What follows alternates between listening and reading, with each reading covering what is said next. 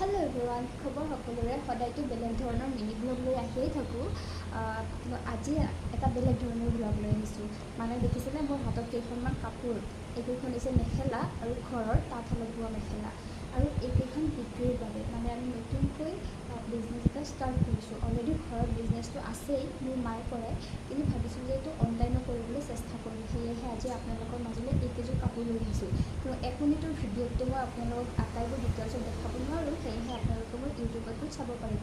আৰু এইটো বিজনেছ আগতেও আছিলে, কিন্তু মাজতে মানে অনলাইন কৰিবলৈ বন্ধ কৰি দিছিলোঁ। আপোনালোকে মোৰ ইউটিউবৰ প্ৰথম ভিডিঅ'বোৰ চালে গম পাব। কিন্তু এতিয়া আৰু নতুনকৈ অনলাইনত দিবলৈ ষ্টাৰ্ট কৰিছোঁ। তো এইকেইযোৰ মই বাৰু নেক্সট ভিডিঅ'টোত আপোনালোকক কাপোৰকেইযোৰ খুলি দেখুৱাম কেনেকুৱা হয়, কি হয়। আৰু বাকী যদি দীঘলকৈ ভিডিঅ' বিচাৰে তেতিয়াহ'লে মই ইউটিউবত ব্লগ হিচাপেও দিব চেষ্টা কৰিম, আপোনালোকে মোক কমেণ্ট কৰিব। আৰু আজিৰ ভিডিঅ'টোত এইখিনিয়ে, এই 1, 2, 3, 4খন একেবাৰে পিয়'ৰ বোৱা তাঁতশালত বোৱা কাপোৰ আৰু ডায়মণ্ড সূতাৰ হয়। গতিকে আপোনালোকে মোক কমেণ্ট কৰিব, ঠিক আছে। আৰু নেক্সট ভিডিঅ'টো চাব, এইকেইখন একেবাৰে খুলি মেলি দেখুৱাম আপোনালোকক। আজিলৈ